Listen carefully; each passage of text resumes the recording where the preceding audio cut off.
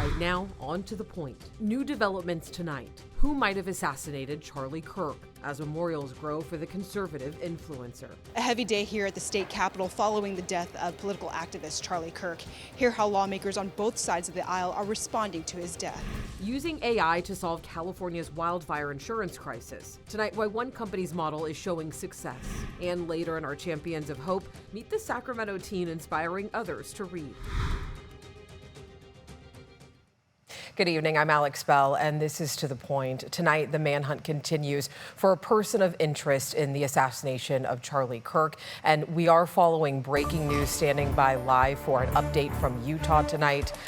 This is a live look as we are standing by for that update. We are waiting for FBI Director Kash Patel and Utah Governor Spencer Cox. Investigators just released new photos of the suspect tonight. We will bring this news conference to you as soon as it gets underway. And it all comes as the FBI released the first photos of the suspect just hours ago, asking for the public's help to identify this person. Investigators say since the assassination on Utah University's campus just yesterday, they found a bolt-action rifle in the woods. They are looking for any possible DNA or fingerprints. ABC News reports that the rifle was wrapped in a towel with a spent cartridge still chambered and 3 unspent that had, quote, transgender and anti-fascist writings on them. There has been no further explanation on what that might mean. And there is also video appearing to show a person on the roof during Kirk's event yesterday. Investigators believe this person went to another side of the building, jumped off, and went into a neighborhood. Now, tonight, Vice President J.D. Vance and the Kirk family arrived in Arizona with Kirk's casket. Charlie Kirk lived in Arizona with his wife and 2 young children. It is where his organization, Turning Point USA, is headquartered. Sean Rice from our sister station in Phoenix reports from its headquarters tonight.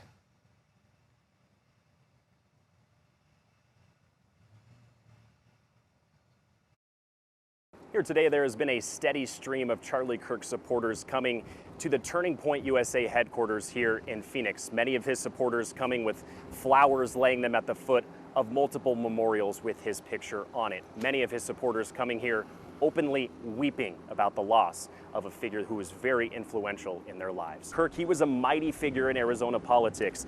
It's a place he's called home for about the last 10 years, and it's where he created this nonprofit, Turning Point USA. This morning, Arizona Governor Katie Hobbs took our questions at an unrelated event in Phoenix. There was a lot of discussion around political violence and ways to stop it. How do we calm the vitriol? I think there's average Americans, everyday Americans sitting at home today wondering, what can I do to prevent something like this from happening again to a person from either side of the aisle? Is there anything, a message you would give to an average everyday Arizonan on this? I think I've consistently said that we don't solve problems in our democracy through violence. We solve it at the ballot box.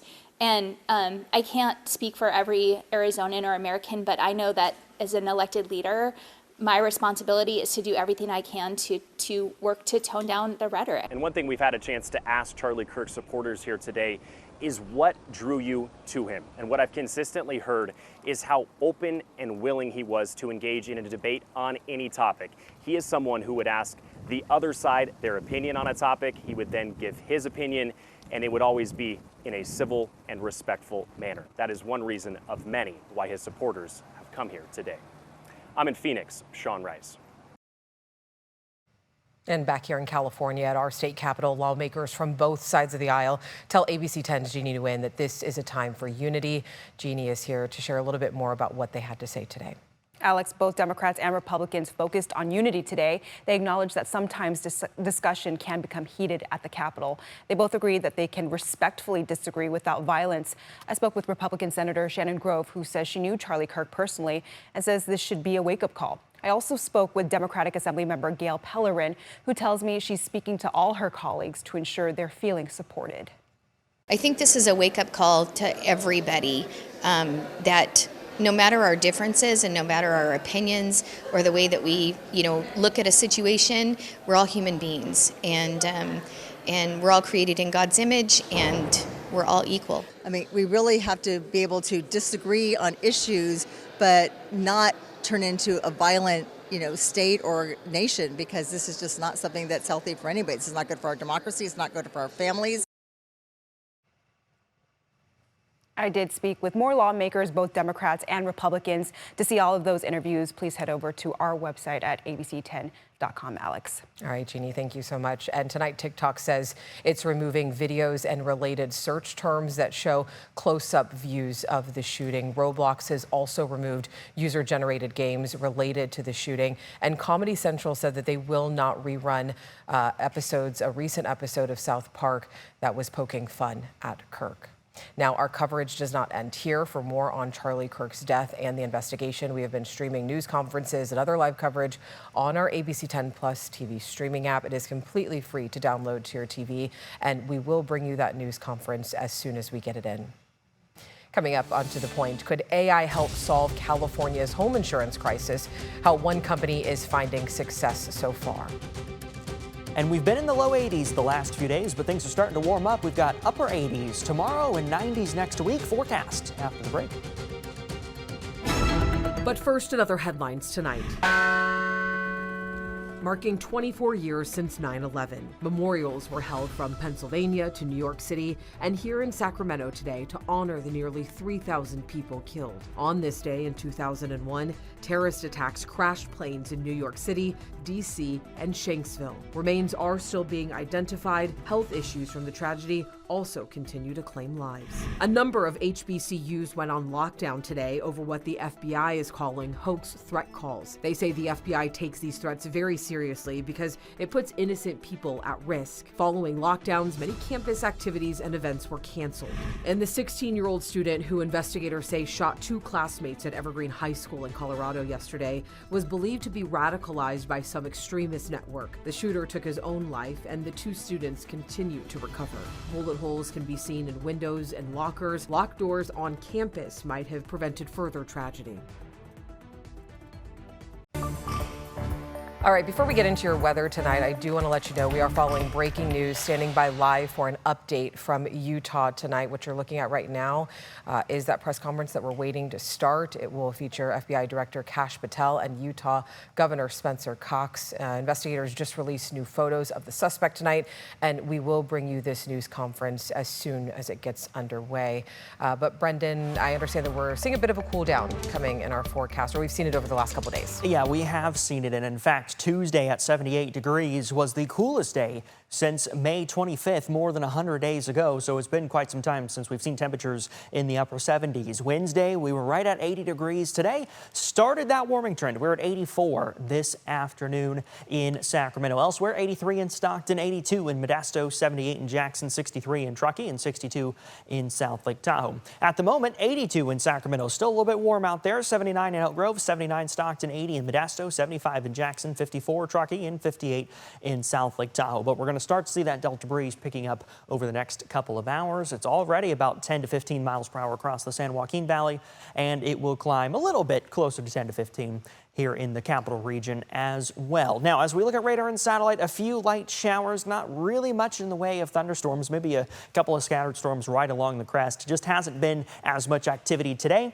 as what we've seen the last few days. And that's going to be a trend through the next several days where that thunderstorm activity, even in the high country, will be somewhat winding down. We're going to start off tomorrow morning at about 60 degrees in Sacramento, 60 in Stockton, 61 Modesto, about 59 Placerville, and mid-30s in the high country. But warming up as we go through Friday afternoon. We're going to be in those upper 80s to about 90 degrees across the valley. As that low pressure starts to move away, high pressure will start to build in, but we're going to have a quick system passing just to the north by Sunday. That's going to keep the warmest part of that warming trend from arriving this weekend. And here's what I mean by that. We're in the upper 80s through the weekend, maybe some mid 80s on Sunday, but then the 90s return as we head into next week. We've even got some upper 90s by the middle of next week, Alex. All right, Brendan, thank you. Coming up, the insurance crisis, how one Northern California company is using AI as a possible solution. And in our Champions of Hope, meet the Sacramento teen helping others find the magic of reading. Welcome back in our ongoing coverage of California's insurance crisis. There just might be a solution to insuring some properties in higher risk areas, but it could come at the risk to policyholders. ABC 10's Beck Habegger joins us now to show us how a company is using AI to offer coverage where others are not. Yeah, Alex, we've talked with so many people over the past 6 years, fed up with the rising cost of homeowners insurance. As insurance companies drop policies, many can't afford sharp, unexpected doubling or even tripling of their annual premiums. So when we learned about a company offering policies where others are not, using AI, we wanted to take a closer look. Not to promote them over others, but just to alert you to this option in case it could help. Here in the heart of San Francisco's financial district, with breathtaking views of the bay, are the offices of Delos Insurance Solutions. As its website says, home insurance powered by science. We started the company when we recognized the insurance industry really was not prepared for climate change-driven wildfires. Kevin Stein is Delos' CEO and co-founder, along with Chief Data Officer Shanna McIntyre. The two came from the aerospace industry, with McIntyre's background in predictive modeling. It's using a lot of statistics, looking at a lot of data and historical information to understand how we can predict the future. As in future wildfires. Weather and fuel risks. With a team of data scientists, software engineers, top wildfire experts, and other specialists, Delos launched in 2017.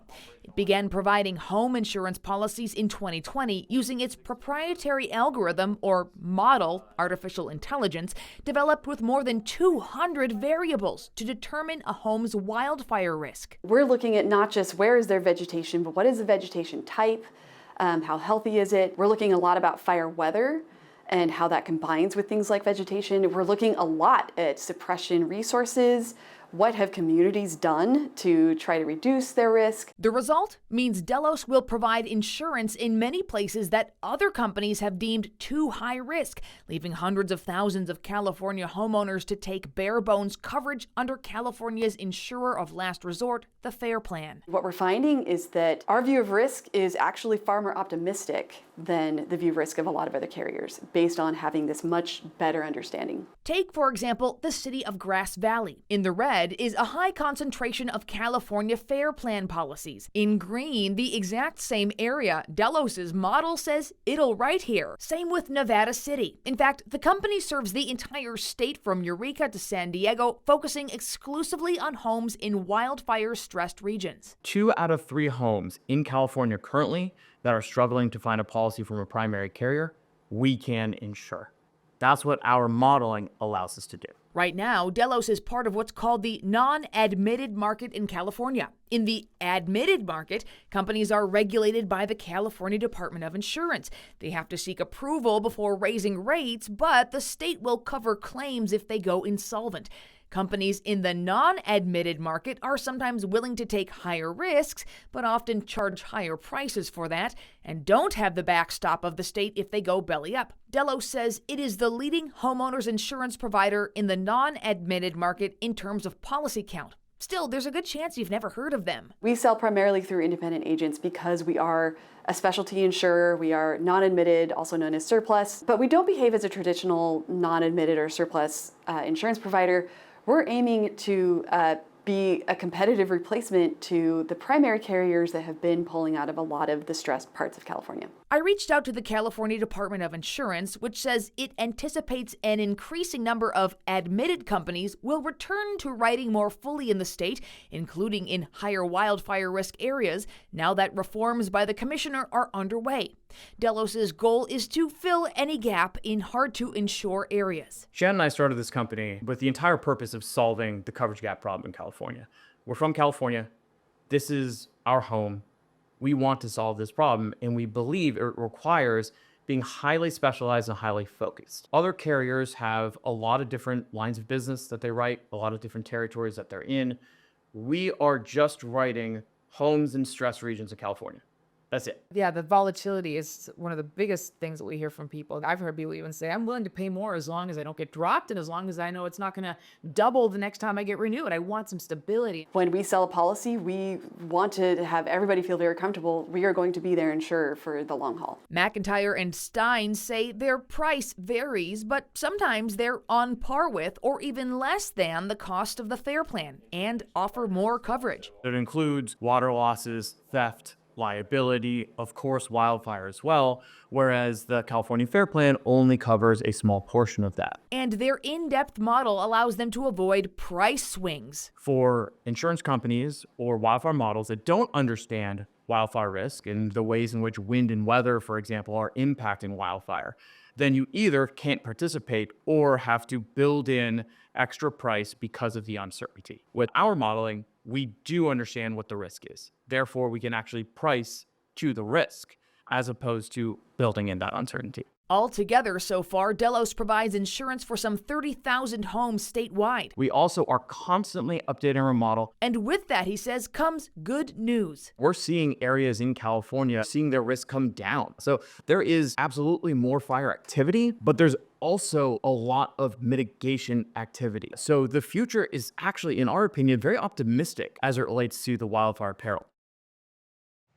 If you're interested in seeing whether Delos might be a good option for you, you can check with your insurance agent, your broker. If they're not able to sell you a policy through Delos, an agent can get what's called appointed with Delos in as quick as a couple of days, the company says, or you can visit the Delos website and they can connect you with an agent. All right, Becca, thank you for all that wonderful information. Coming up right after the break, our Champions of Hope, how one Sacramento teen is helping others discover the magic of reading.